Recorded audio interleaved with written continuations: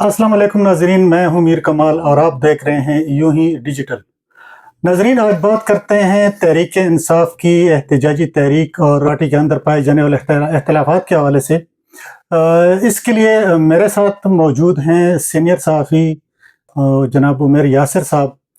उनसे हम पूछेंगे कि तहरीक इंसाफ एक तरफ तहरीक चलाने की मूड में है, दूसरी तरफ इख्तिलाफ़ात भी रोज़ बरोज़ बढ़ते जा रहे हैं। तो इस सूरत हाल में तहरीक इंसाफ की तहरीक का मुस्तकबिल क्या है और सूबाई गवर्नमेंट के जो मामलात हैं वो इससे कितने मुतासर होंगे। जी उमर यासिर साहब, आपका बहुत बहुत शुक्रिया हमें वक्त देने का। मेहरबानी।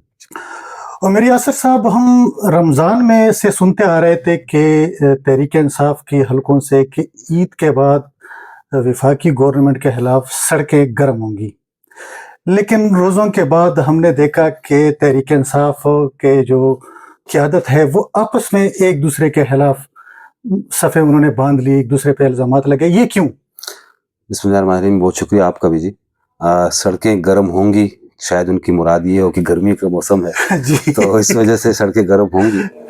तो ये वफाकी हुकूमत के खिलाफ तो नहीं हुई, पूरे पाकिस्तान में हो रही है क्योंकि गर्मी का मौसम शुरू हो रहा है। तो तहरीक इंसाफ का देखें, बात यह है कि अमली तौर पे हम देख रहे हैं कि जिस पार्टी का लीडर इस वक्त सख्त वक्त में है जी जी और कैद में है, जी उसकी लीडरशिप जो है बाहर जो बैठी हुई है वो आपस में ऐसी दस्तो गिरेबां है जिसकी कोई मिसाल नहीं मिलती। बिल्कुल। बुनियादी तौर पे अगर हम तारीख की में इस पार्टी की तारीख देखें तो चाहे वो पार्टी इक़्तिदार में हो तहरीक इंसाफ या जी अपोजिशन में हो, जी जी तो ये खींचातानी और ये एक दूसरे के खिलाफ ग्रुप बंदियां जी ये शुरू से होती आ रही हैं। लेकिन इस वक्त का तकाजा कुछ और है क्योंकि खान साहब जेल में हैं, जी तो पार्टी की लीडरशिप को इस जिम्मेदारी का एहसास ज़रूर करना चाहिए जी कि जब लीडरशिप ना हो, ज़ाहिर तहरीक इंसाफ सिर्फ खान साहब की गिरद घूमती है, इस हकीकत से तो किसी का इनकार नहीं है। बिल्कुल। तो अब जो लोग बाहर हैं उनको कम से कम ये चाहिए कि इंतहाई संजीदगी का मुजाहरा करें, जिम्मेदारी जी का मुजाहरा करें और आपस में अपनी पार्टी को यकजा करके रखें। लेकिन ज़ाहिर है तहरीक इंसाफ ने अपना वो एक वतीरा है वो नहीं छोड़ा जी और एक दूसरे के खिलाफ जिस तरह ये सरगर्म है, तो उस सूरत में कैसे सड़कें गर्म हो सकती हैं, जी कैसे तहरीकें चल सकती हैं, किस तरीके से एक बड़ा मकसद हासिल किया जा सकता है सियासी तौर पे। बड़ा मकसद उनका तो ये है कि खान साहब की रिहाई। जी जी बिल्कुल। अब खान साहब की रिहाई कैसे मुमकिन होगी कि जब पार्टी के लोग ये आपस में तितर-बितर होंगे। जी हम देख रहे हैं कि खैबर पख्तूनख्वा की अगर हम बात करें तो जुनैद साहब एक पेज पर हैं, अली जी अमीन साहब दूसरे पेज पर जी हैं, बिल्कुल। बीच में तैमूर सलीम साहब जो हैं वो अपनी एक उनकी लाइन है। तो एक दूसरे के खिलाफ इस तरह बयानबाजी और इस तरह के इक़दामात। आतिफ खान साहब का ये मसला है कि वो हर वज़ीर आला के साथ जी उनके इख्तलाफात रहे हैं, चाहे वो जी परवेज़ खटक साहब हों, चाहे जी वो महमूद खान हों जी और अब वो अली अमीन साहब। तो उनकी तो एक अलग हिस्ट्री है, उनके साथ शहराम खान तरकई भी जी थे, जी उनका बिल्कुल। अपना एक ग्रुप बनाने की कोशिश की गई। जी तो अभी भी वो ग्रुप सरगर्म है जी और मुसलसल इन कोशिशों में है। दूसरी तरफ अगर हम पंजाब की बात करें, वफाक की बात करें, तो वहाँ पर भी यही सूरत हाल है। बिल्कुल। और आज़म वक्त के साहब साथ साथ मजीद इसमें इसमें इजाफा होता इजाफा जा हो रहा रहा है। जी हाँ। है। उमर यासिर साहब, यहाँ पे ये बात है कि तहरीक इंसाफ जिसका उरूज शुरू हुआ 2011-12 में, जी तो इमरान खान ने इस पार्टी को जो एक जमहूरी पार्टी बनाने के लिए एक इंट्रा पार्टी इलेक्शन का इनेकाद किया था। जी उसी इंट्रा पार्टी इलेक्शन से ये पार्टी जो है ग्रुप बंदियों का शिकार हो गई। जी असद, यहाँ पे हम खैबर पख्तूनख्वा में अगर देखें तो असद कैसर और परवेज़ खटक का आपस में टकराव हो गया जी और ये फिर यूनियन कौंसिल की सतह पे यह मामला चला। जो नए लोग आए वो फिर ऊपर आए पार्टी में। यानी वो इख्तलाफात जो थे वो इख्तलाफात, निचले लेवल अच्छा, तक। वो तो इख्तलाफात जब पैदा हुए, ग्रुप बंदी जो पैदा होगी 2013 में, इनको सूबे में इक़्तिदार मिला, जी वो ख़त्म नहीं हुआ। अगरचे परवेज़ खटक के दर में ये मामला दबा रहा। फिर महमूद खान के दौर में हमने देखा कि आतिफ खान और शाम तरकी को इन इख्तलाफात ग्रुप बंदी की वजह से उससे भी निकाल दिया, काबीना से भी निकाल दिया। इमरान खान की अपनी इक़्तिदार आ गई, वो इक़्तिदार में आ गए वफाक में। लेकिन ये ग्रुप बंदी जो है पीपल्स पार्टी में, ये क्यों ख़त्म नहीं की गई? इस पे काम क्यों नहीं हुआ? इमरान खान साहब का एक मिजाज है, वो चाहते ही यही हैं کہ میرے ورکر جو ہیں بس اسی طرح آپس میں گتھم گتھا رہیں. جی خان صاحب کے پاس جو بندہ جاتا ہے جو سب سے پہلے ان کو ایک بات کر دیتا ہے وہ کہتے ہیں ہاں جی ٹھیک ہے ایسے کر لیتے ہیں, بالکل تو وہ اس پہ چل پڑتے ہیں. جی بلکہ اردو میں یہ کہا جاتا ہے کانوں کے کچے ہیں. بالکل ابھی وہ ان کی چاہے وہ اقتدار میں ہوں یا نہ ہوں, چاہے وہ قید میں ہوں یا نہ ہوں, جی تو یہ ان کا ایک پرابلم رہا ہے. وہ کبھی بھی اس معاملات کو نہ صرف کنٹرول کر سکتے, اگر وہ چاہیں تو بالکل ایک بیان دے کے سب کچھ کنٹرول کر سکتے ہیں, جی جی جی لیکن انہوں نے کبھی بھی ایسا نہیں چاہا. صاحب کو انہوں نے وزیر اعلیٰ بنایا جی تو ان پر بھی عاطف خان اور شہرام خان اور دوسرے لوگ پارٹی کے اندر سے تحفظات تھے اور ان کے اوپر چیک رکھا بالکل خان صاحب کی آشیرواد کے ساتھ. جی تو جی کہنے کا مقصد یہ ہے چیک رکھنے سے مراد یہ ہے کہ ان کو پر کھٹک اس حد تک نہ چلے جائیں کہ کل کو خان صاحب کے برابر نہ ہو جائے, حالانکہ یہ تو کسی صورت ممکن ہی نہیں ہے. جی بالکل. لیکن ہم دیکھ رہے ہیں کہ اس لیول کے ایک رہنما کو جنہوں نے پارٹی کو اس قدر مضبوط بنا لیا, جی عوام کے اندر ان کی جڑیں اس قدر پھیل چکی ہیں, جی تو اس لیول کے رہنما کو کم از کم اپنی پارٹی ہی بنا لینی چاہیے. تنظیمی سطح پہ وہ کام نہیں ہوا, وہ نہیں ہوا, وہ نہ کر سکے. جس الیکشن کا آپ نے حوالہ دیا 2011-12 میں, تو وہ اتنے متنازع الیکشن تھے کہ انہوں نے جسٹس وجیہ الدین صاحب جو تھے ان کی سربراہی میں ایک کمیٹی بنائی تھی, بالکل اور انکوائری انہوں نے کی, اور جب ان کے نتائج انہوں نے دیے تو ان تمام انتخابی عمل کو انہوں نے اس پہ سوالات اٹھا دیے. بالکل. نتیجہ یہ ہوا کہ بجائے اس کے کہ خان صاحب اس کو قبول کرتے, انہوں نے جسٹس وجیہ الدین صاحب کو ہی پارٹی سے نکال دیا. تو اس طرح کی صورتحال تھرو آؤٹ رہی ہے. تحریک انصاف کو اندر سے جتنے خطرات رہے ہیں, تحریک انصاف کو نقصان پہنچانے کے لیے تحریک انصاف ہی کافی ہے. اچھا عمیر یاسر صاحب, بات ایک یہ بھی ہے کہ جو اختلافات ہیں ابھی کچھ عرصہ پہلے جنید اکبر کو بالکل یقیناً وہ ایک جنون ورکر ہے, نظریاتی ورکر ہے, ان کو پارٹی کی صدارت دی گئی, لیکن یہ اختلافات جو ہیں جتنے بڑھتے چلے جا رہے ہیں, جنید اکبر کے لیے بھی مسئلہ ہے. ابھی ہم دیکھ رہے ہیں ایک ورکرز کنونشن کا سلسلہ جاری ہے آج, لیکن اس ورکر کنونشن میں بھی جو ورکرز ہیں وہ کنٹرول نہیں ہو رہے. وہ کہیں سے شیر جو اطلاعات ہیں بریسٹر سیف اس کے خلاف نعرے بازی کرتے ہیں. جنید اکبر ان ورکروں کے ساتھ جو اپنی صوبائی حکومت کے خلاف ابھی جا رہے ہیں, کس طرح تحریک چلائیں گے؟ میں نے آپ سے گزارش کی کہ بہت ناممکن ہے ان حالات میں تحریک چلانا. جی جی بالکل. سوشل میڈیا پہ تو چلے آسان ہے, تحریکیں چل جاتی ہیں, یا جو یوٹیوبرز ہیں ہمارے خصوصاً ملک سے باہر بیٹھے ہوئے, وہ تو ایک ماحول کو اس حد تک لے جاتے ہیں جس میں جو ورکر ایک چارج ہو جاتے ہیں, لیکن وقتی طور پہ, لیکن اس نیریٹو کا, اس موقف کا گراؤنڈ ریئلٹی سے کوئی تعلق نہیں ہوتا. بالکل. یہی وجہ ہے کہ وہ چیزیں کامیاب نہیں ہو رہی. اب جنید اکبر صاحب ٹھیک ہے کہ وہ آئے ہیں, لیکن انہیں معلوم ہے اچھی طرح, انہوں نے آتے ساتھ ہی جب صوبائی صدارت کے عہدے پہ جنید صاحب آئے ہیں تو انہوں نے آتے ساتھ ہی اعلان کر دیا تھا کہ بھئی ہم حکومت کی مدد نہیں لیں گے. بالکل. یعنی کہ صوبائی حکومت کی مدد نہیں لیں گے, اور احتجاج کو یہ بات اس نے کل چکدرہ میں بھی کی, دوبارہ بھی کی. لیکن ہم نے پھر انہوں نے کہا کہ ہر جو ہمارے ضلع ہے, ہر ضلع سے ہمارے 5-5 ہزار ورکر آئیں, یا ہر حلقے سے ہمارے 5-5 ہزار ورکر آئیں, تو اگر اس پہ بھی عمل ہو جاتا, 5-5 ہزار ورکر بھی آ جاتے, تو یہ لاکھوں کا مجمع بن جاتا تھا. لیکن وہ ایسا نہیں ہو سکا. وجہ یہ ہے کہ پارٹی کے اختلافات ہی اس قسم کے ہیں. اگر ایک گروپ, مثال کے طور پر میں مثال دے رہا ہوں کہ جنید اکبر صاحب اگر ایک جلسے کو کامیاب بنانا چاہتے ہیں تو اس کو ناکام بنانے والے بھی پارٹی کے اندر بھی موجود ہیں. بالکل. تو ظاہر ہے ان کے مخالفین نے, جن میں ہم وزیر اعلیٰ صاحب کا تو ہم واضح طور پہ تو ایسی کوئی بات نہیں ہے, تو ان کی ممکنہ طور پہ کوشش کی گئی ہو کہ یہ جلسہ جو ہے وہ ناکام ہو, یا کسی اور گروپ نے ایسی کوشش کی ہو. تو نتیجہ آپ کے سامنے ہے کہ ثوابی کا جلسہ ایک چھوٹا سا گراؤنڈ ہے, وہ بھی جو کہ موٹر وے کے اوپر ہی ہے, تو وہ بھی اس جلسے میں پورا نہیں ہو سکا.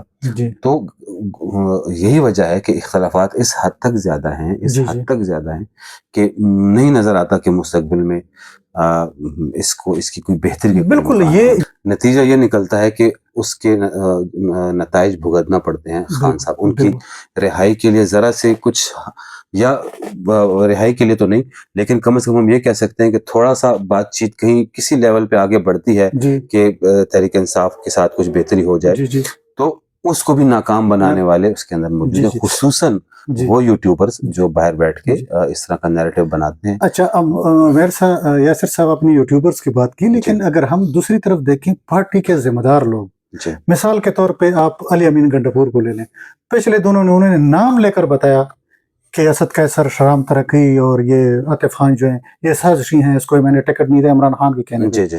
تو اس موقع پہ اس بات کو پبلکلی کرنا اور میڈیا پہ کرنا, ابھی اگر اس طرح ہم شیر افضل مروت کو دیکھیں جس نے کل علیمہ خان پہ الزامات لگائے ہیں کہ یہ سوشل میڈیا چلا رہی ہیں, یہ القادر ٹرسٹ کے پیسے بھی اس کے پاس آ رہے ہیں, اس طرح کے باتیں. اور پھر آپ اگر دیکھیں سلمان اکرم راجہ اور فواد چودھری اور اس کے بھائی کی جو آپس میں ایک لڑائی چل رہی ہے, تو یہ سوشل میڈیا کو ایک طرف رکھیں, جو ان کی قیادت ہے, سنجیدہ قیادت ہے, اہم عہدوں پہ حکومت بھی, وہ بھی اس کا خیال نہیں رکھ رہے. بالکل, آپ نے وزیر اعلیٰ صاحب کا حوالہ دیا, تو جیسا کہ انہوں نے کہا کہ سازشی ہیں, ایک انٹرویو میں انہوں نے کہا, تو میرے خیال میں ایک وزیر اعلیٰ کی سطح پہ ایک عہدے پہ بیٹھے ہوئے ایک فرد کو, ایک شخص کو ہم اتنا غیر ذمہ دار نہیں ہونا چاہیے, اور اسپیشلی جب پارٹی اس صورتحال سے, اور پارٹی مشکل صورتحال سے گزر رہی ہے. علی امین صاحب جتنی کوششیں کر چکے ہیں ان کا کوئی نتیجہ نہیں نکل رہا. علی امین صاحب ہیں بنیادی طور پہ نازک پوزیشن پہ ہیں, انہوں نے حکومت بھی کرنی ہے, انہوں نے پارٹی کے اندر بھی اپنے لیول کو برقرار رکھنا ہے, اپنی حمایت برقرار رکھنی ہے.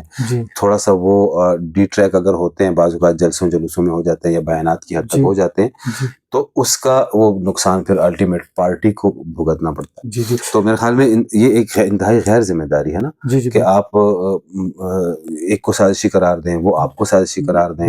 تو میرے خیال میں یہ ایک انتہائی نقصان دہ صورتحال ہے. نہیں بہتر لگتا کہ نہیں ایسے لگتا کہ اس میں بہتری آئے گی, بلکہ یہ اختلافات مزید گہرے ہوتے جا رہے ہیں اور پارٹی نقصان کی طرف جا رہی ہے. اچھا, اگر یاسر صاحب دوسری طرف اگر آپ دیکھیں, رمضان سے پہلے ہم نے دیکھا کہ عمران خان کی ہدایت پہ وزیر اعلیٰ سے پارٹی کا عہدہ لے کے جنید اکبر کو صوبائی صدر بنایا گیا, اور یہ وہ جنید اکبر ہیں جن کے جو دستے راز ہیں شکیل خان, کچھ عرصہ پہلے اس کو کابینہ سے نکال لیا گیا تھا, انتہائی سنگین الزامات پہ وزیر اعلیٰ نے اس کے لگائے, حالانکہ اس کے خلاف نہ پھر کوئی انکوائری ہوئی, نہ اس پہ بھی خاموشی چل گئی ہے. پھر جنید خان لے کے آتے ہیں عاطف خان کو پشاور کا صدر کا ریجن بناتے ہیں, جس کو علی امین گنڈاپور کہتا ہے کہ یہ سازشی ہیں. تو آپ کو یہ نہیں لگتا کہ اب اس وقت تحریک انصاف میں جو پارٹی ہے وہ ایک طرف ہے اور صوبائی حکومت دوسری طرف ہے؟ کسی حد تک ہم کہہ سکتے, لیکن پارٹی ہم نہیں کہہ سکتے. دیکھیں صوبائی حکومت پر اس وقت جو گرپ ہے علی امین کی وہ بہت زیادہ مضبوط ہے, بالکل, اس میں کوئی شک نہیں ہے. اگر آپ نے جنید اکبر صاحب کی بات کی یا عاطف خان صاحب کی بات کی, تو یہ تو ظاہر ہے ایک بات بہت مشہور ہے, اس میں ڈھکی چھپی کوئی بات نہیں ہے, کہ جب صوبائی صدر تھے علی امین صاحب تو انتخابات سے پہلے اسی سوچ کے پیش نظر انہوں نے عاطف خان صاحب کو, تیمور صاحب کو, شہرام ترقی صاحب کو, انہوں نے ان کو صوبائی اسمبلی کے ٹکٹ نہیں دیے. اس کی بنیادی وجہ یہی تھی کہ ظاہر وزارت اعلیٰ کے لیے پھر ایک سخت مقابلہ ہو سکتا تھا, کیونکہ عاطف خان اس سے پہلے بھی فیورٹ تھے 2018 میں بھی, لیکن وہ محمود خان صاحب کے نام نکلا, وہ ایک الگ کہانی ہے. تو یہ ایک سوچ تھی. اب پھر جب تیمور جھگڑا پشاور میں اپنے حلقے سے ہار گئے, تو انہوں نے اپنی ہار کو بھی اسی طرف موڑنے کی کوشش کی کہ شاید اس میں بھی علی امین صاحب کا ہاتھ ہے. لیکن اس ساری صورتحال کے باوجود, اتنے اختلافات کے باوجود بھی, اگر آپ علی امین صاحب کی بات کر رہے ہیں, تو ان کا ایک گرپ پارٹی پر, صوبائی حکومت پر مضبوط ہے, اس میں کوئی شک والی بات نہیں ہے. تو چلو ٹھیک ہے کہ وہ ابھی گرفت ہے اس کی صوبائی حکومت پہ یا پارٹی پہ, لیکن دوسری طرف ایک اور جو بات ہے وہ تیمور جھگڑا اور کامران بنگش کو صوبائی کابینہ میں شامل کرنے کے حوالے سے ہے. پارٹی کے جو مرکزی قیادت ہے انہوں نے بھی اس بات کی تصدیق کی کہ عمران خان نے باقاعدہ ان دو بندوں کے نام دیے کہ اس کو لے آنے. اور دوسری بات یہ ہے کہ ایک یہ بھی ہم سن رہے تھے کہ وزیر اعلیٰ پہ عمران خان کا اعتماد جو ہے وزیر اعلیٰ کھو چکے ہیں, اور جو نیکسٹ وزیر اعلیٰ کے نامزد ہیں وہ جو موجودہ اسپیکر ہیں بابر سلیم سواتی ہے. اب علی امین گنڈاپور صاحب نے, پہلے تو وہ ڈکے چکے الفاظ میں یا پس پردہ باتیں ہوتی تھی, تیمور جگڑا کے خلاف ایک پورا پلندہ کھول دیا. جی دوسری طرف بابر سلیم سواتی کے خلاف بھی انکوائری کھل گئی، اگرچہ انہوں نے ابھی کمیٹی نے اس کو کلیئر کر دیا ہے، جی لیکن تیمور سلیم جگڑا اور کامران بنگش کو کابینہ میں شامل نہ کر کے علی امین گنڈاپور اپنے لیے مشکلات نہیں بنا رہے اگر یہ بات عمران خان تک پہنچے، کیونکہ ابھی تک تو ان کی کسی سے ملاقات ایسے نہیں ہو رہی جو ان کو صحیح صورتحال نہیں، بتائے. یہ تو ان تک یہ بات پہنچ چکی ہے، کوئی ایسی بات کوئی نئی بات تو نہیں ہے، کیونکہ علی امین صاحب نے ان کو شامل نہیں کیا، خان صاحب کی واضح ہدایات کے باوجود بھی نہیں کیا. جی جی تو آپ اس سے اندازہ لگا لیں کہ ان کی گرپ اس حد تک ہے. ممکنہ طور پہ انہوں نے خان صاحب کو جیل میں قائل بھی کیا ہو اس بات پہ، جی لیکن آپ دیکھ لیجئے گا، جیسے میں نے کہا کہ ان کی گرپ اتنی مضبوط ہے، جی جی اور یہ جو کیسز نکلتے ہیں وہ اسی وجہ سے نکلتے ہیں. جو بابر سلیم صاحب کا نام تھوڑا بہت کہیں سے آنا شروع ہوا، حالانکہ ایسی کوئی بات تھی نہیں، جیسے میری جو خبر ہے یا ذرائع سے آپ کہہ لیں، ایسی کوئی بات نہیں تھی کہ بابر سلیم صاحب کو وزیر اعلیٰ بنایا جا رہا تھا یا ایسی کوئی، تو بلکہ تو اسی طرح تیمور سلیم صاحب کے بارے میں بھی یہ واضح ہدایات تھی کہ ان کو کامران صاحب کو شامل کیا جائے، لیکن علی امین صاحب نے نہیں کیا، اور اس کے جواب میں انہوں نے ان کے خلاف کیسز کھول دی یا انکوائریاں کھول دی. تو یہ ظاہر اس کو ناکام بنایا گیا خان صاحب کی ہدایات کے باوجود. تو مجھے نہیں لگتا کہ علی امین صاحب نے اپنے لیے مشکلات بڑھائی ہیں، ان کی پارٹی پہ کنٹرول اس قدر ہے. تو سب سے بڑا سوالیہ نشان ہے یہاں ہمارے خیبر پختونخوا میں حسن پی ٹی آئی پہ، جس پہ پی ٹی آئی کا ہر بندہ ہم دیکھتے ہیں کلم کلا اس کے، وہ ہے بریسٹر سیف، جو ماضی میں اس کو شمار کیا جاتا ہے کہ اسٹیبلشمنٹ کا بندہ ہے. اتنے تحفظات کے باوجود، اتنا کل کے تنقید کے باوجود، بریسٹر سیف کیوں نہیں ہٹ رہے؟ نہ خود ہٹ رہے ہیں، نہ اس کو علی امین گنڈاپور ہٹا رہے ہیں، جبکہ ورکرز جو ہیں اس مسلسل اس کے خلاف نعرے بازی کر رہے ہیں، اس سے استعفیٰ مانگ رہے ہیں. یہ کیا معاملہ ہے؟ لیکن ذاتی طور پہ بیرسٹر سیف صاحب جو ہیں، اس میں کوئی شک نہیں ہے کہ وہ انتہائی قابل شخصیت ہیں. وہ سیاسی معاملات کو بھی بڑے اچھے انداز میں سمجھتے ہیں، اور دیگر بہت سے معاملات کو بھی بہت بہتر انداز میں سمجھتے ہیں. ٹھیک ہے، اب رہا یہ سوال کہ وہ تو پی ٹی آئی سے تعلق ان کا نہیں تھا، پھر ان کو یہاں پہ مشیر کا عہدہ دے دیا گیا، تو ظاہر ہے وہ کہیں کسی جگہ سے منظور نظر ہے. اس یہی وجہ ہے کہ پھر علی امین صاحب نے بھی انہیں شامل رکھا. اس کی ایک اور وجہ بھی ہے کہ کہیں پہ بات چیت کی اگر ضرورت پڑتی ہے تو اس میں بیرسٹر صاحب کا بالکل ایک بہت اہم کردار ہوتا ہے. عید کے دنوں میں غالباً عید کے دنوں میں بھی، اس سے پہلے بھی، جہاں پر بھی دیکھیں علی امین صاحب کو بھی اگر اسٹیبلشمنٹ کے ساتھ مذاکرات میں کہیں پہ بات چیت میں رابطوں میں کہیں پہ کوئی مشکلات اگر ہوئی ہیں تو پھر الٹیمیٹلی وہاں پہ بیرسٹر صاحب وہاں پہ کام آتے ہیں. جی بالکل ناظرین، آپ نے دیکھ لیا، اس میں کوئی شک نہیں ہے کہ P T I Imran Khan ہے اور Imran Khan P T I ہے. پی ٹی آئی کو 10 حصوں میں مزید توڑا جائے تو جب تک عمران خان ہے یہ پارٹی کی مقبولیت اسی طرح برقرار رہے گی، لیکن جس سطح پہ اختلافات ہیں اور یہ جو بھی کچھ ہو رہا ہے وہ کم از کم عمران خان کی جو رہائی کی تحریک ہے وہ اس صورتحال میں کامیاب نہیں ہو سکتی. اس میں آپ عمران خان صاحب کو بھی بری ذمہ تو نہ کریں نا. ان سارے اختلافات میں اگر ایک آواز عمران خان صاحب کی آتی ہے تو میرے خیال میں یہ اختلافات ختم ہوں گے. بالکل. تو ناظرین، سب کے لیے اتنا ہی. ایک اور ویڈیو کے ساتھ ہم پھر حاضر ہوں گے. آپ کے لیے آپ سے درخواست یہ ہے کہ ہمارے چینل کو سبسکرائب کریں اور بیل آئیکن کا بٹن دبائیں تاکہ ہماری ویڈیو آپ کو بر وقت پہنچ سکیں. شکریہ.